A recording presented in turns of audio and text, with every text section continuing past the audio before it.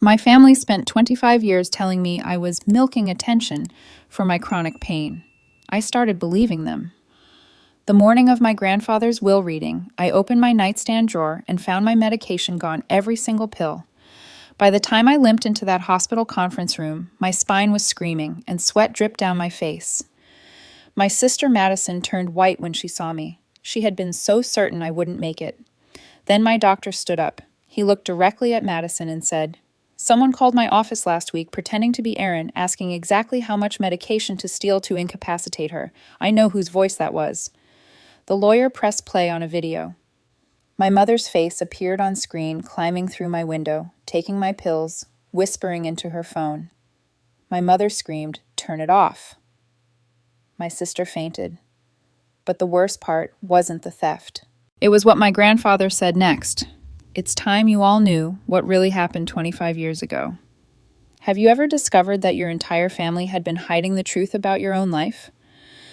My name is Erin Wolfe. I'm 36 years old, an interior designer with my own small business, and I've lived with chronic sciatica since I was 11. My family has spent 25 years convincing me that my pain isn't real. Growing up in the Wolfe family meant learning early that there were two categories of daughters, Madison and everyone else. My younger sister was the golden child, beautiful and charming, the center of every conversation. I was the other one, the daughter with the bad back who was always milking attention. That phrase followed me through every family gathering, every holiday dinner, every moment I dared to mention that I was hurting. Madison would sigh dramatically whenever I reached for my medication. Mother would roll her eyes if I needed to sit down during a family event. "There she goes again," they would say, milking attention. After 25 years of hearing it, I started hiding my pills so no one would see me take them. I began apologizing for my own pain. Some nights I lay awake wondering if maybe they were right, if maybe I was exaggerating, if maybe the fire burning down my spine wasn't as bad as I thought. That's what gaslighting does to you. It makes you distrust your own body.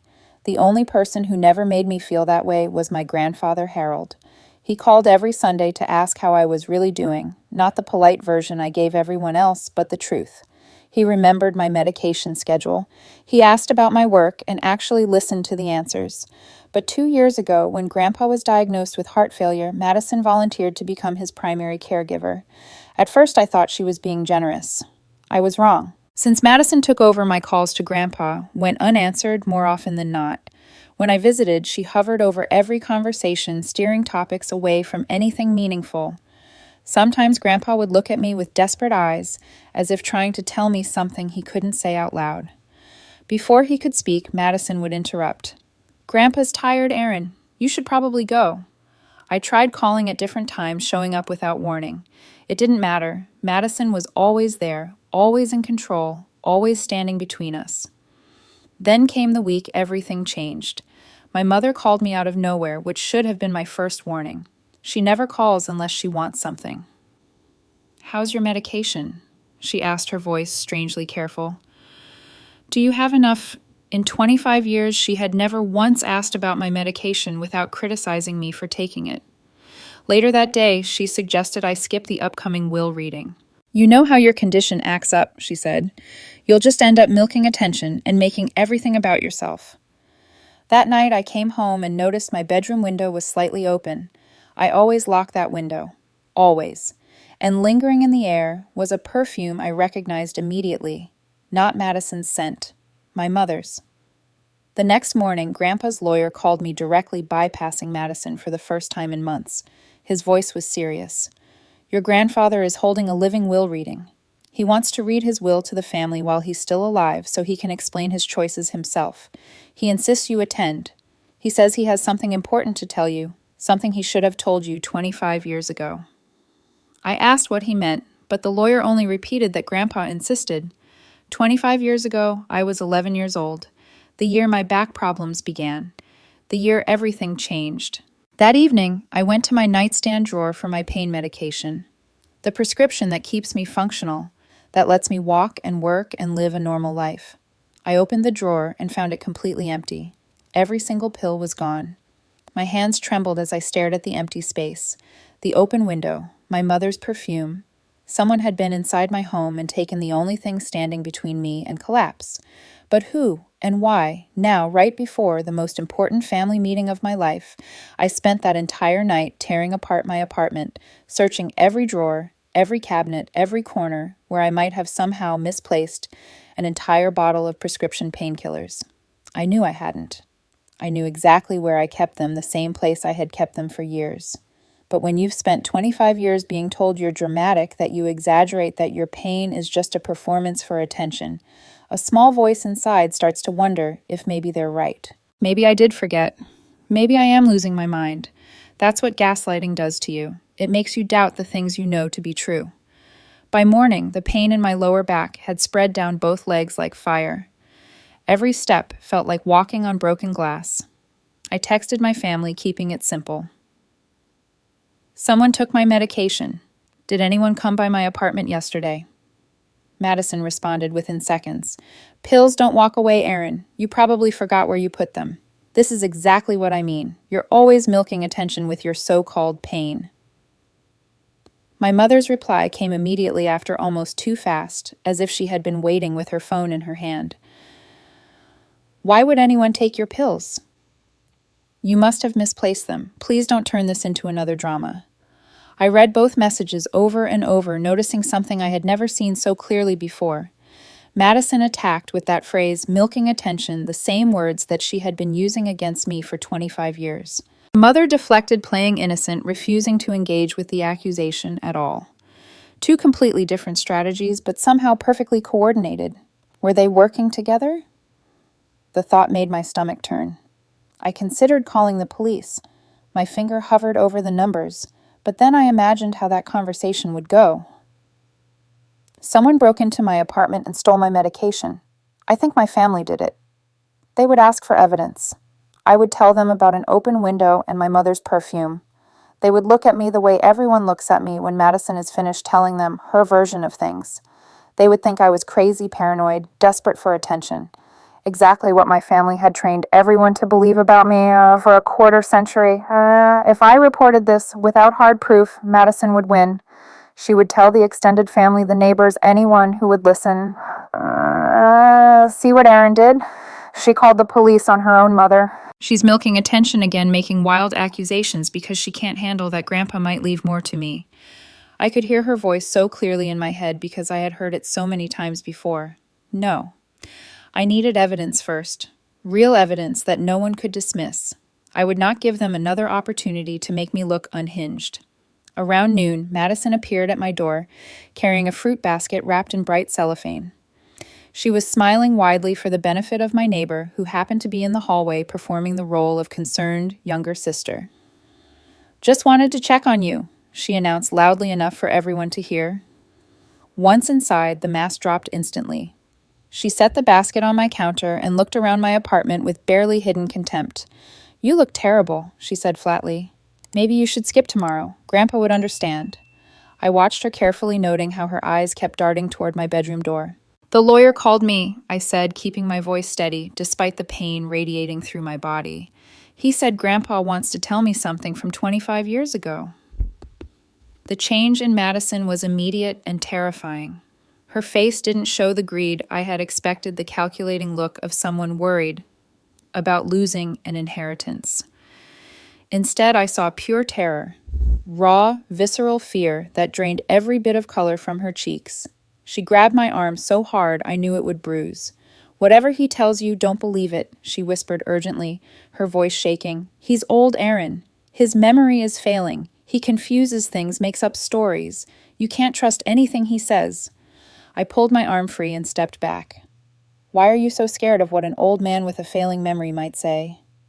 Madison didn't answer. She just grabbed her purse and left without another word. In that moment, watching fear replace her usual arrogance, I understood something important. This wasn't about money.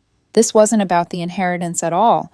Madison was terrified of something specific, something that happened 25 years ago, and she would do anything to keep it buried. The pain drove me to my doctor that afternoon. I could barely walk into the office.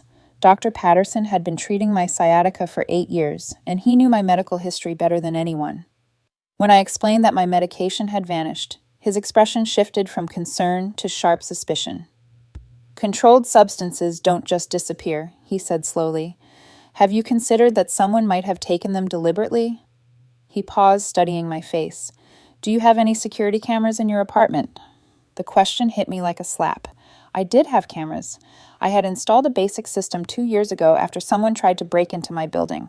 I had been so consumed by pain and confusion that I had completely forgotten they existed, Doctor. Patterson leaned forward with something else to tell me. Someone called my office last week claiming to be you. They asked detailed questions about your prescription history. Your typical dosage, how long you could function without medication, what the threshold was for permanent damage. The voice was female. I felt my blood go cold. Someone had been researching exactly how much to take to incapacitate me. This wasn't impulsive. This was calculated. Dr. Patterson wrote me an emergency prescription and delivered a warning I will never forget. Without proper medication, 72 hours is the threshold for potential permanent nerve damage. Someone wants you unable to function, Erin. Someone wants you too broken to show up tomorrow. Be very careful.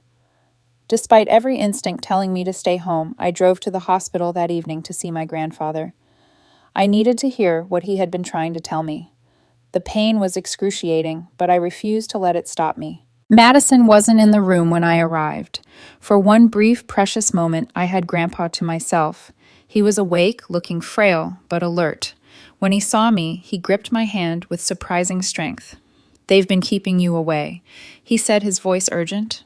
Madison told me you didn't want to visit, that you were too busy with your career to bother with an old man. She's been lying for 2 years. Every week she told me you didn't care anymore. Tears burned in my eyes. 2 years of poison dripped slowly into his ear. There's something I should have told you long ago. Grandpa continued, his voice dropping to a whisper. About why you're really in pain. About what happened when you were 11 years old. Before he could say another word, the door burst open. Madison stood there, fury barely contained behind her professional smile. Later in the hallway, she cornered me near the elevators. Her face was inches from mine, her voice a dangerous hiss. If you show up tomorrow and let him talk, I will destroy you. Not because of the money. I don't care about the inheritance. Some secrets need to stay buried forever. You have no idea what you're digging into.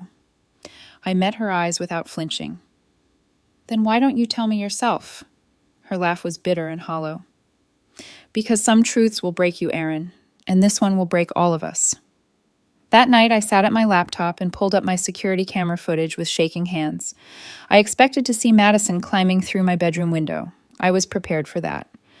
What I was not prepared for was watching my own mother calmly enter my apartment, open my nightstand drawer, take every single pill, and whisper into her phone, "It's done. She won't be able to stand tomorrow, let alone show up.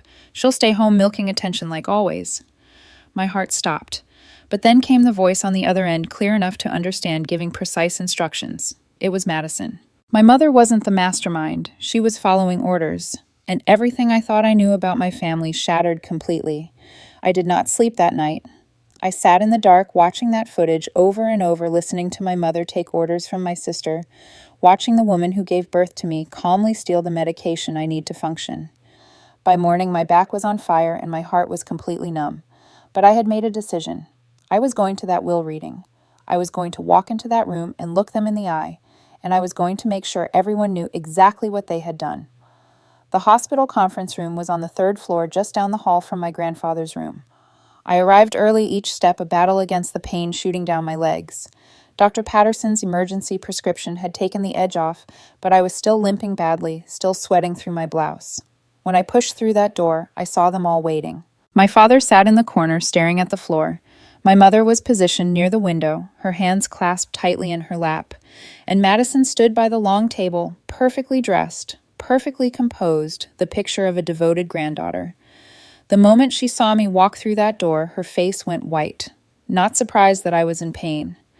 Surprised that I was there at all. She had been so certain her plan would work. She had been so sure I would be too broken to show up. My mother's hands began to tremble visibly. The two of them exchanged a panicked glance that confirmed everything I already knew. They were in this together. Then I saw my grandfather.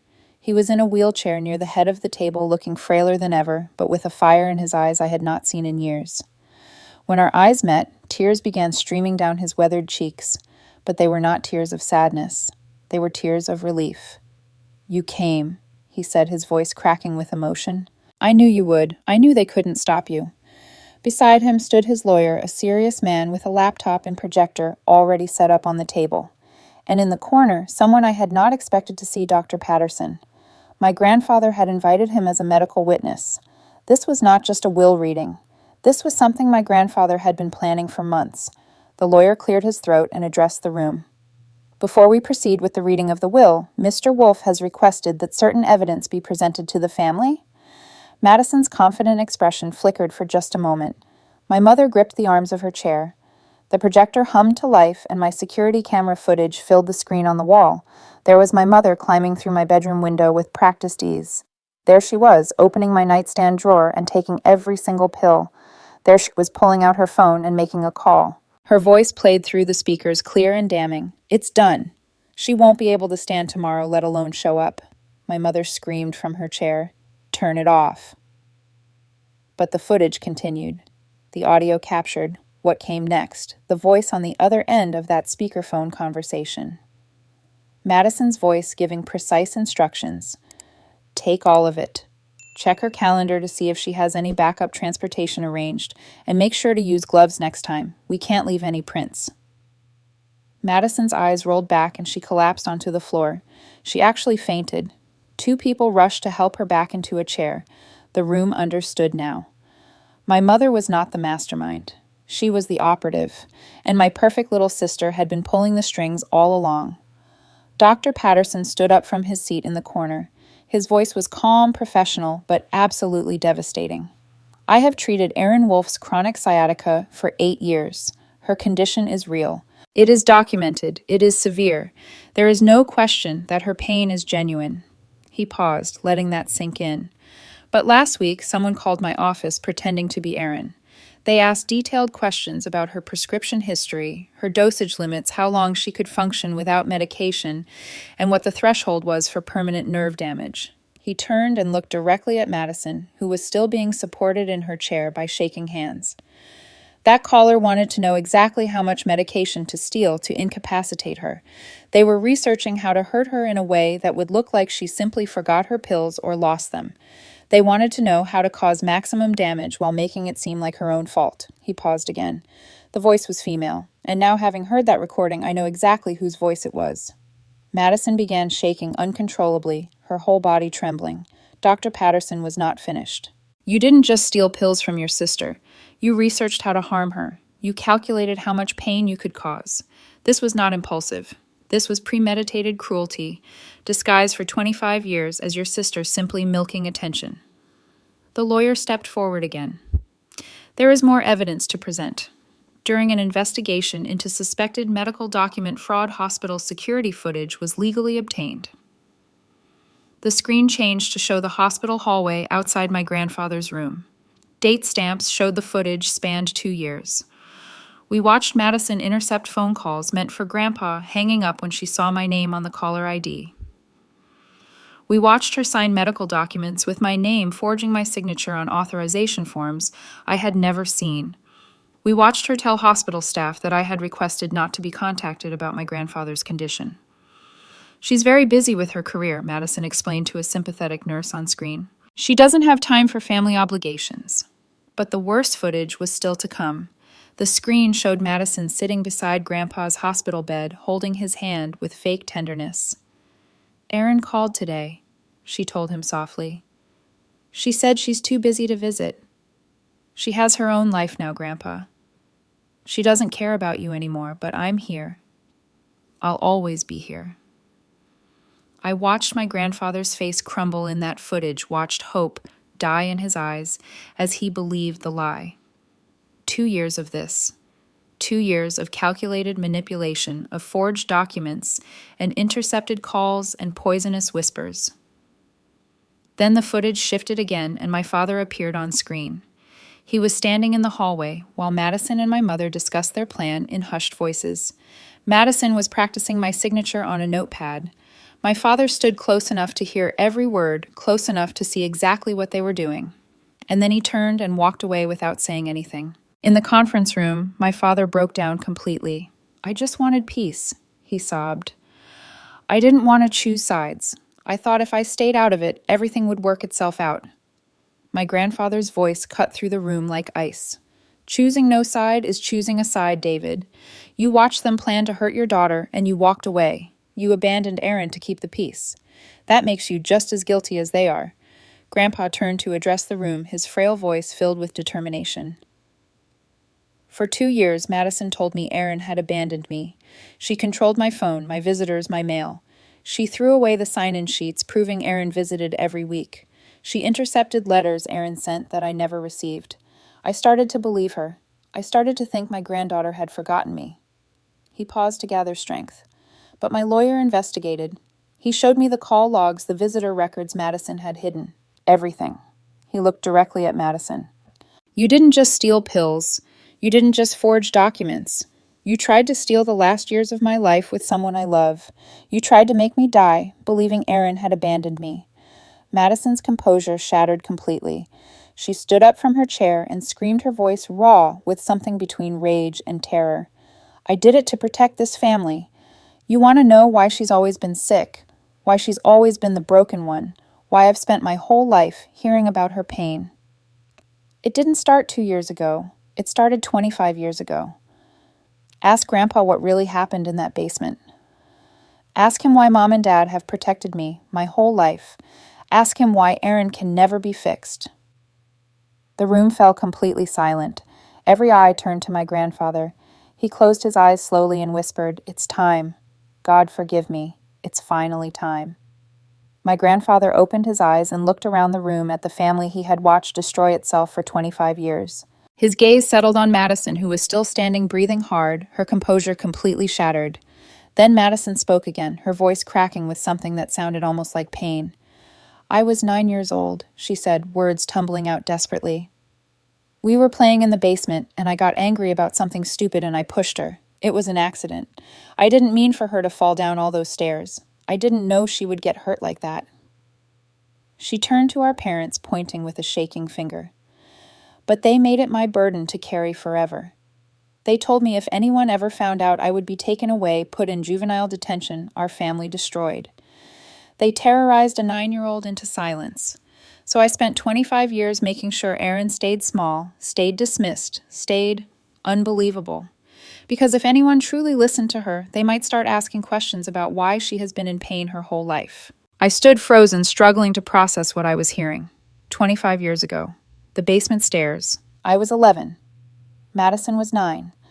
I remembered so little from that time, just fragments of pain and hospital rooms, and my parents telling everyone I had fallen while playing alone.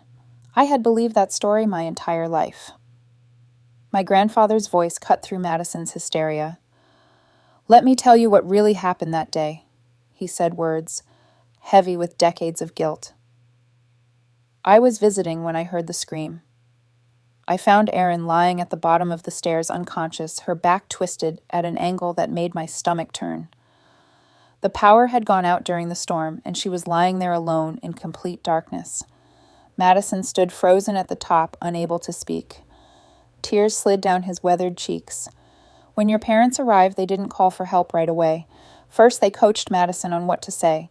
They told her to keep quiet forever. Then they called paramedics and said Erin had fallen while playing alone. And I stood there and let it happen. I stayed silent because I thought I was protecting the family. I have regretted that choice every single day since." Grandpa continued, and what he said next made everyone gasp. "I have paid for Erin's surgeries, her physical therapy, her medications secretly for 25 years. Not out of generosity, out of guilt. But the doctors told me something devastating years ago." He looked at me with eyes full of sorrow. "If you had received proper specialized treatment immediately after the injury, you might have recovered almost completely. The nerve damage could have been minimized, but your parents refused to take you to anyone who might ask too many questions." He turned to my mother and father with open disgust. They were afraid specialists would notice the injury pattern was not consistent with a simple fall, so they waited. "They gave you basic treatment and told everyone you were exaggerating. They delayed until the damage became permanent." His voice broke. "They didn't just cover up what Madison did. They stole your chance to heal Erin. You could have gotten better. They made sure you never would." The lawyer stepped forward with a document. Mr. Wolfe consulted with a family therapist months ago to understand the patterns he witnessed. Her assessment explains this family's dynamics. He read aloud. The family's treatment of Erin was not random cruelty or simple favoritism. It was psychological survival. To justify protecting Madison, the parents needed to believe Erin was worth less. Every dismissal of her pain, every accusation of milking attention, every minimization of her achievements served one purpose: to reduce Erin's value in their minds. Because if Erin mattered, then what they sacrificed mattered. They could not face that truth. So they convinced themselves she was not worth protecting. The room fell silent. I looked at my parents and finally understood everything. It was never about me being difficult or dramatic. It was about what they needed to believe to live with themselves. I found my voice. "You didn't fail to love me," I said steadily despite my tears. "You couldn't afford to love me, because loving me meant admitting what you did. Every time you said I was milking attention, you were protecting yourselves from your own guilt." The lawyer addressed legal consequences. Madison cannot be prosecuted for a childhood accident from 25 years ago. She was a minor, statute of limitations expired. However, her recent actions are criminal. Theft of controlled substances is a Class 4 felony. Combined with medical document fraud, forgery, and conspiracy charges, she faces serious prosecution. 2 years probation minimum. A permanent criminal record. Her career is over. He turned to my mother. "You face accessory charges. Cooperation may reduce prosecution, but you will not escape consequences." He looked at my father. "Your failure to report known medical fraud will be referred to your licensing board. Your career may survive, but your reputation will not." Grandpa spoke again, voice weakening but determined. "I cannot force courts to make Madison pay for what happened 25 years ago, but I can create a moral test. Madison may receive a portion of my estate only if she agrees to repay every dollar I spent on Erin's medical care. Hundreds of thousands of dollars. If she refuses, her share goes entirely to Erin." Madison's eyes darted around, calculating. Even now she was doing the math, figuring out whether compliance was more profitable than refusal. After a moment, she nodded. "Fine, I'll pay it back." She would have to sell her house, her car, liquidate everything. I watched her and observed quietly. "Even now you're calculating what's profitable. After everything, you're still doing the math. Some things never change." Grandpa reached for my hand. His grip was weak, but his eyes were clear and filled with something I had rarely seen from anyone in my family. Love, pure and unconditional. "I'm giving you everything," he said softly, "not because you need it, but because you deserve to be chosen, just once, by someone in this family." His breathing was labored. "And there's one more thing. When you're ready, go back to the basement of your childhood home. There's something I left there for you. Something I've been keeping since the night I found you in the dark." 3 days later, Harold Wolfe passed peacefully in his sleep.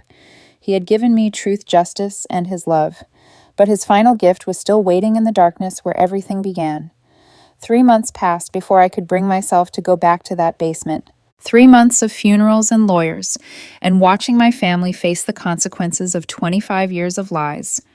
The legal proceedings moved faster than I expected, and the fallout was more devastating than anything I could have imagined. Madison didn't just lose money. She lost everything.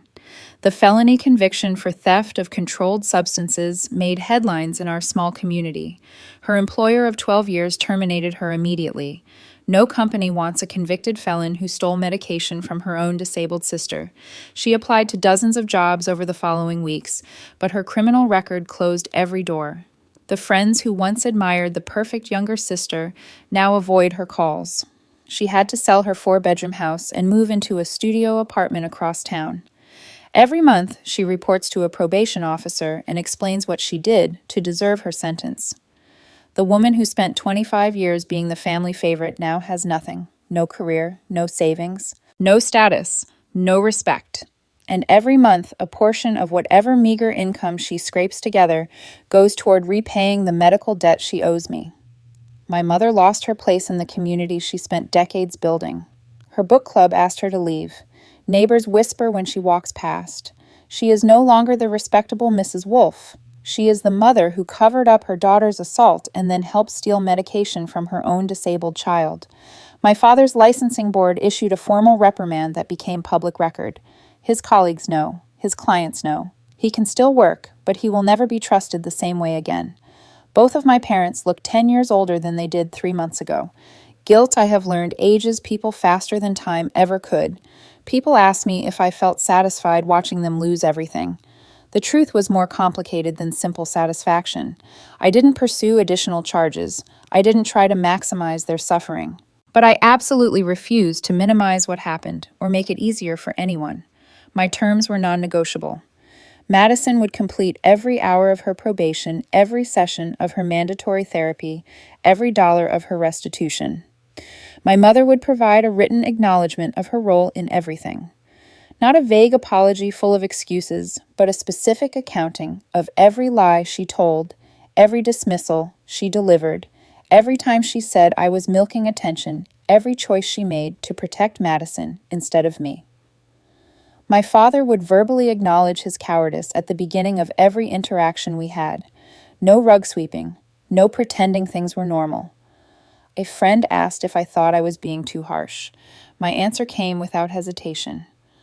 I spent 25 years making things easier for everyone else by pretending nothing was wrong. I apologized for my own pain. I hid my medication so they wouldn't roll their eyes at me. That's over now. They can do the hard work for a change. I'm done carrying this family on my broken back. It was a cold morning in early spring when I finally drove to my childhood home to find what Grandpa had left for me. The house had been sold months ago, but I had arranged with the new owners to access the basement one final time. Standing at the top of those stairs, looking down into the darkness, I felt my whole body start to shake. I had not been down there since I was 11 years old. I didn't remember the fall itself, just the aftermath, but my body remembered. My hands gripped the railing so hard my knuckles turned white. I forced myself to descend one step at a time until I reached the bottom. The new owners had renovated most of the space, but the old water heater still stood in the corner. I knelt down and felt along the wall behind it until my fingers found a loose panel. Behind it was a hidden compartment, and inside was a weathered cardboard box covered in dust. I carried the box upstairs and sat in my car for a long time before I could open it. Inside, I found 3 things. The first was a thick folder containing my original medical records from the accident, documents my parents had clearly hidden. The records proved what I had always suspected. My injuries were far more severe than anyone ever admitted. The doctors had noted that the pattern of damage was inconsistent with a simple fall. They had asked questions. My parents had provided answers that satisfied them just enough to close the file. The second item was Grandpa's journal, a leather notebook filled with his handwriting spanning over 2 decades. He had documented everything. Every medical bill he secretly paid. Every lie he witnessed my parents tell. Every time he wanted to speak up but stayed silent instead. The guilt poured off those pages. He had been trying to make amends the only way he knew how. It wasn't enough, and he knew it. But it was something. The third item was wrapped in a piece of old cloth. When I unwrapped it, I found a brass lighter, tarnished with age, but solid in my hand. A handwritten note was tucked beneath it. I used this to find you in the dark that night. The power had gone out during the storm, and you were lying there alone at the bottom of the stairs. I should have used this light to expose the truth instead of helping them bury it. Now it belongs to you. To remind you that even when everyone else kept you in darkness, there was always someone trying to find you. I moved into Grandpa's house a month later. I renovated it room by room, transforming it into something new while honoring what it had been. My design business flourished in ways it never had before. For years, I had been unconsciously shrinking myself, making my work smaller, so I wouldn't outshine Madison, so I wouldn't give my family another reason to dismiss me. Now I had no one to shrink for. I took over Grandpa's charitable foundation and refocused its mission. Now it helps elderly people who have been isolated from their families through manipulation. I understand that particular cruelty intimately. He spent 25 years trying to help me in secret because he was too afraid to help me openly. I explained to a journalist covering the foundation's new direction. Now I help others in the open. That's how you break the cycle. My chronic pain remains. It always will. But I no longer see it as weakness. It's evidence that I survived something that should have broken me completely. My family and I are rebuilding something, though it looks nothing like what we had before. My mother sends letters regularly, not asking for forgiveness, but demonstrating she finally understands what she did and why it was wrong. Some letters I read carefully. Some I throw away unopened. That's my choice now. Madison completed her therapy and reached out cautiously after 6 months. I respond when I'm ready, which sometimes takes weeks. I'm not obligated to heal on her schedule. My father visits once a month, and every visit begins with him acknowledging his failure, his cowardice, his choice to walk away when he could have protected me. The conversations are short but honest. I allow gradual reconnection with all of them, but I set every boundary. I control every timeline. I decide how close they get and how fast. I didn't cut off my family completely, I told a friend recently, but I will never again be the person who disappears so everyone else can be comfortable. If they want me in their lives, they do the work, every single time, no exceptions. The lighter sits on my desk now next to a framed photograph of Grandpa smiling and a small sign I designed myself. I was never invisible. I was just waiting to be seen by someone who mattered, including myself. For 25 years, they called me dramatic. They said I was milking attention. They convinced me that my pain wasn't real, that my achievements didn't matter, that I wasn't worth loving. They were wrong about all of it. Some mornings, when the early light catches the old brass just right, I swear I can feel him there, the grandfather who found me in the dark twice in my life. Once when I was 11 years old, broken and alone at the bottom of the stairs. And once when I was 36, finally ready to climb back up. Both times he brought the light. But this time, I'm the one carrying it forward. Erin's story teaches us something important that many people learn too late. When someone repeatedly dismisses your pain questions, your reality, or makes you feel small, that is not love. That is control. And you do not have to accept it no matter who it comes from. Family should be the people who believe you, protect you, and stand beside you when life gets hard. If they choose instead to gaslight you, silence you, or sacrifice your well-being for their own comfort, you have every right to set boundaries. You have every right to demand accountability. Forgiveness is a choice, not an obligation. And healing happens on your timeline, not theirs. If this story resonated with you, I hope you take one thing away from it. Your pain is real. Your experiences matter, and you deserve to be believed. Never let anyone convince you otherwise. If you found value in this video, please give it a thumbs up and subscribe to our channel. We share new stories every week about strength, survival, and the courage it takes to reclaim your truth. I would love to hear from you in the comments. Have you ever been gaslit by someone who should have protected you? How did you find the strength to stand up for yourself? Share your experience below. Your story might be exactly what someone else needs to hear today. Thank you for listening.